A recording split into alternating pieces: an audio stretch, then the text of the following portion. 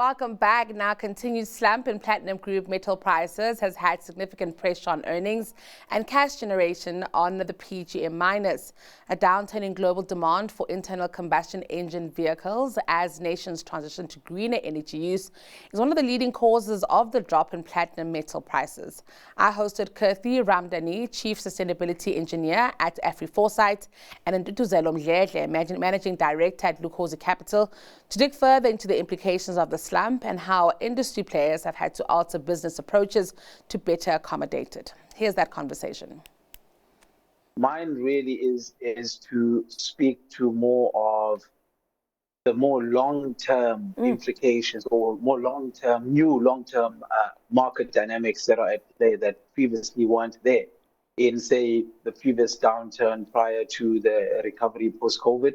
And in the previous downturn of PGM prices, again, before then, I think we've had about 3 cycles, down cycles since the global financial crisis, with the global financial crisis being the most significant one. However, for me, the concern here is, we can't say where are we in the cycle as well. This is the normal cycle. This is not a normal PGM down market cycle. There are several variables at play that are actually starting to, in my view, affect the long-term demand of PGMs as a basket, not just platinum or not just palladium. Bearing in mind, of course, that within the PGM basket are additional byproduct materials, many of which fit into the quote-unquote so-called critical minerals, iridium being a very good example of that. However, the concern for the average South African should remain, outside of even the mining companies. I always say that today we speak of the 350 that's available. That is a basic income support grant, and I often try and, when I explain sort of like this dilemma of the PGM sector, I say nobody wants to see the PGM sector fail. That's the point of departure. And secondly, there is no South African that is aware of the PGM sector's contribution to tax receipts, to employment generation, as well as the overall additional value streams that are generated by the PGM sector throughout the various PGM production belts, the Western Limb and the Eastern Limb. So I would really like the conversation to go beyond the normal periodic PGM or commodity cycle, and for us to actually look at the global just energy transition and how this is potentially going to affect the long-term demand dynamics for PGMs.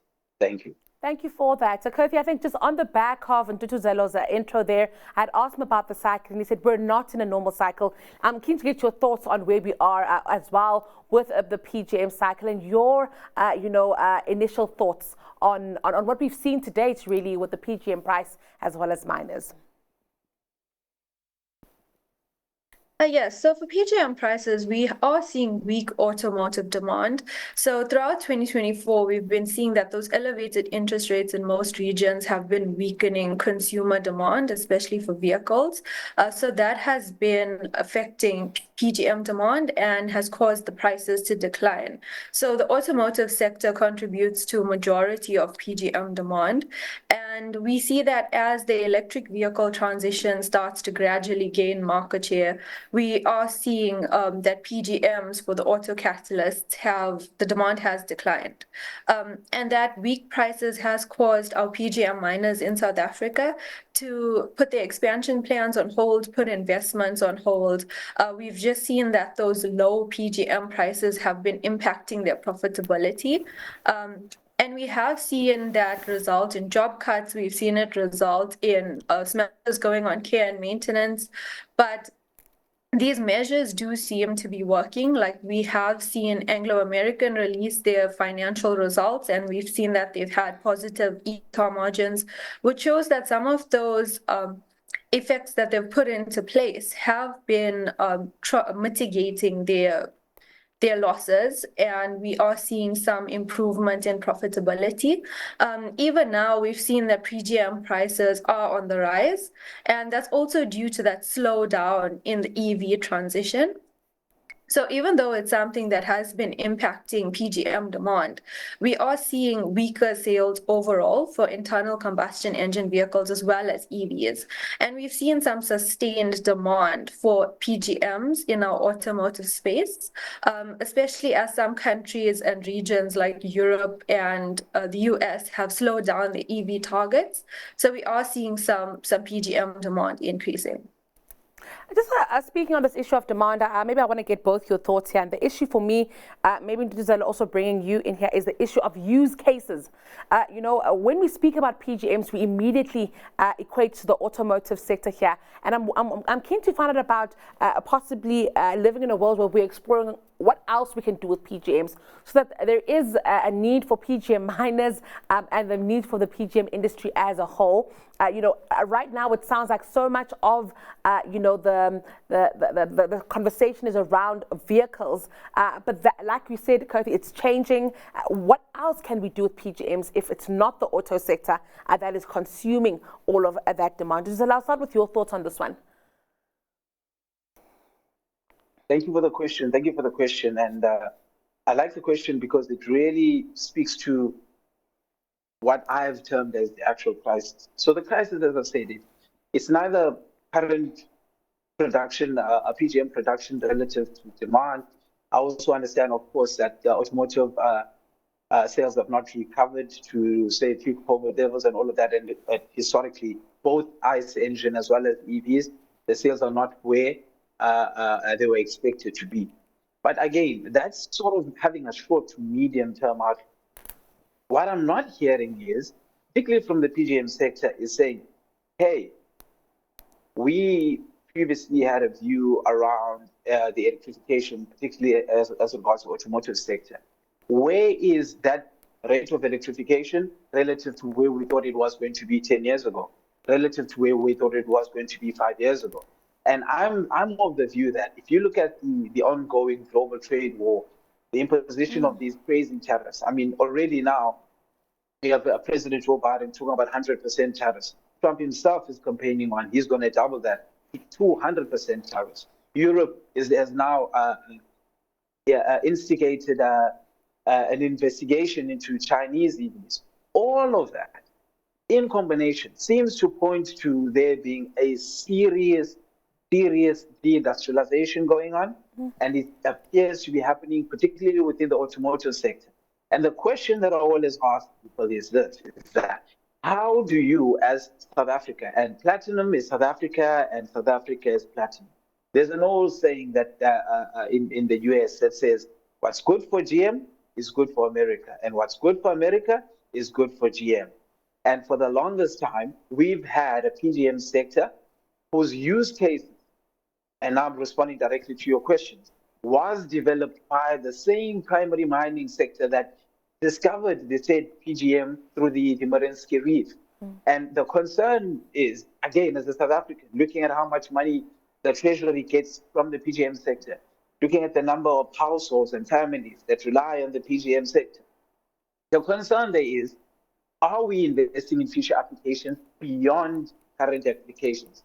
It's all good and well to talk about, automotive sector, EV demand is slowing down. But are we really going to do that as a country? Are we going to put the fate of our country and our future in the hands of other governments, saying they must impose 200% tariffs so that the rate of electric vehicle adoption gets slowed down on the basis of 200% tariffs? That in and of itself tells you that there is something fundamentally wrong in the global world order, particularly as it relates to the production of automobiles. And obviously now more broadly, you're starting to see it with energy storage and the broader basket of products that are required in the just energy transition. So for me, I would like, in fact, I would like to respond to your question with a question, which is, are we investing in those future applications? We talked about fuel cells, and we started fuel cell research and development at a time when lithium was still a nascent industry. I recall several years ago, even the mining chamber, still called the mining chamber, I believe, they even conducted energy storage tests on fuel cells. But it seems as though globally, fuel cells as a transition technology has fallen significantly behind relative to other transition technology.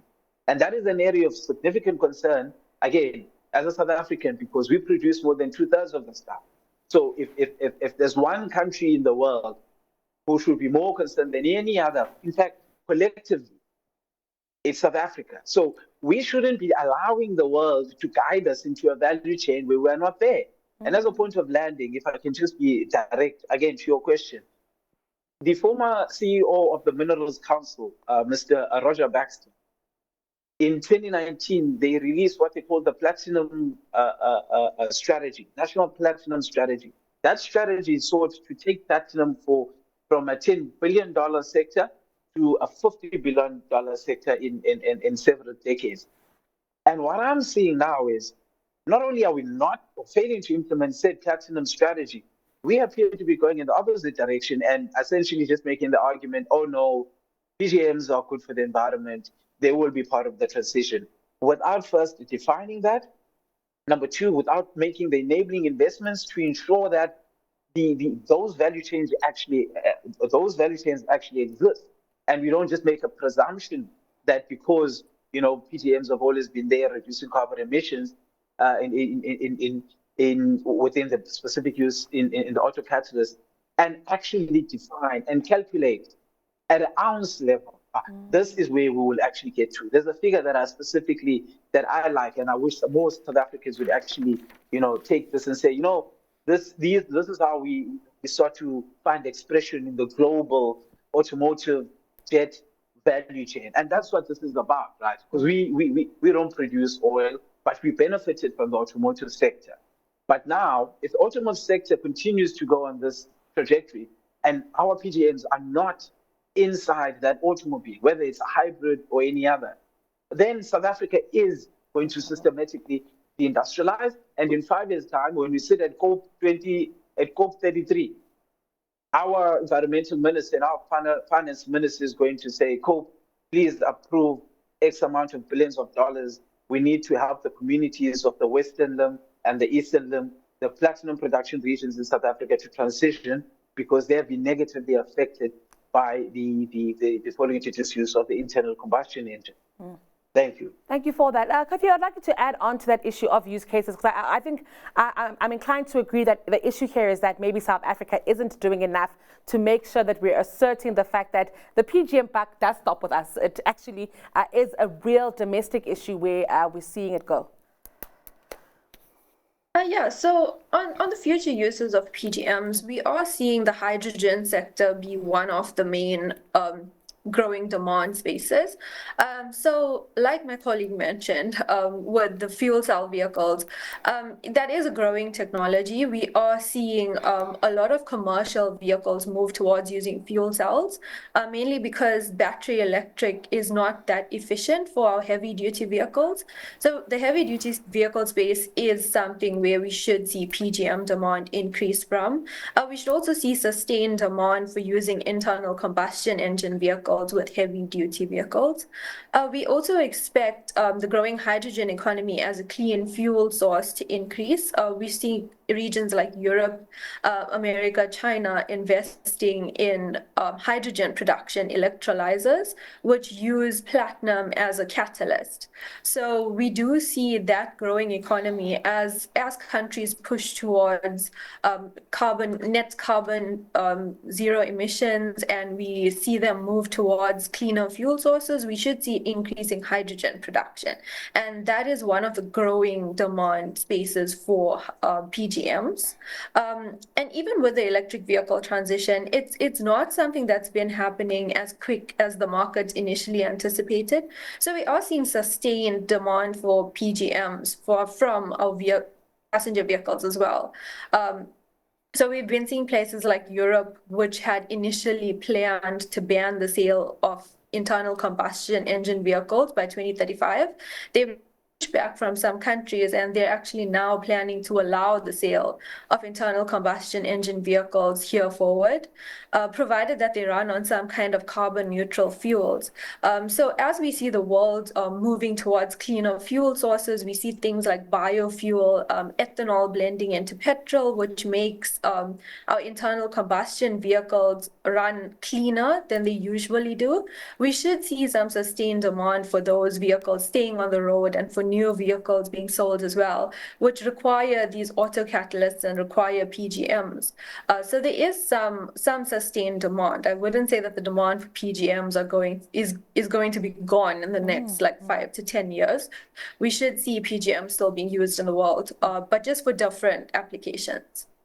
We don't have much time left. I think we've got about 2 minutes left of the show, but I really want to get parting shots here. Ntuthuzelo, I really want to speak to you also about the investment, the role of both public and private sector here as we move forward. As you've said, I think we've come to the conclusion that the responsibility rests on South Africa to ensure that we do something about the PGMs here. But what are the roles and responsibilities here? What should government be doing here? Public sector, private sector be doing to ensure that we do have a cohesive plan moving forward?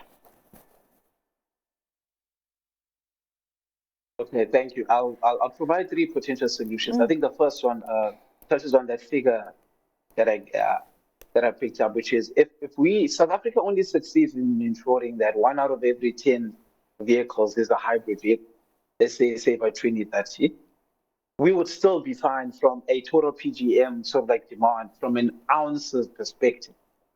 Right? That's foregoing any potential future applications. So that's the first one, is let us be intentional. Let the PGM sector come out publicly and say, South Africa, this thing is potentially falling into disuse in the long term. Here is a target, and this is the support that we need to actually meet that target of, let's say, at least 10% penetration, which would be a huge follow from current levels, right? I mean, the argument is EVs aren't growing as fast as they are, but to even aim for 10% in about 10 years' time, that already tells you you're sitting at over 90%, and you are projecting 10%, for instance, in about 10 years' time. For me, it's just mind-boggling that people refuse to acknowledge that we're actually facing an existential crisis on the sector. But outside of that, the main critical support that the state can provide is that, if you recall that platinum, beyond its industrial use, also the sector has been trying to advance it as a precious metal. So I believe that the state should start, as it acquires its forex reserves, a percentage of that should start going towards the purchase of physical platinum. Because as I said, we are platinum as a country, and we have an interest in sustaining this over the long term. So I would suggest that another way to support demand would be whenever we are acquiring reserves, that we also acquire physical platinum, so that we can start to build that up as well to provide some level of support for the sector. And then as a third point of recovery, and this is me sort of now, as much as I'm making the argument about my concerns about the long-term concerns about demand, but I am agreeing with my colleague in that in the short term, these movements will self-correct, particularly when additional PGM supply has been pulled from the market, as it's been pulled from the market. But a more sustainable solution, I believe, is that we need to establish a PGM recovery fund. By my estimate, that fund would need to be between 10 and 30 billion rand, so that it can be able to unlock additional financing, so that at least we have a fund of about 50 to 100 billion, so that we can start to mop up some of these assets that miners are no longer able to operate profitably, so that we can at least be able to keep those operations on life support, as it were, and those communities not falling into the hands of Zamazamas and suddenly being terrorized. Then we have to deal with another situation, or a spreading of the Zamazama phenomenon away from the gold sector into PGM sector, and all of the attendant problems that might come with that. And if we think the Zamazama phenomenon in the gold sector is bad, wait till we see what happens with the platinum group metals sector. And that was Kirthi Ramdhanee, Chief Sustainability Engineer at Afriforesight and Ntuthuzelo Mdledle, Managing Director at Lukhozi Capital.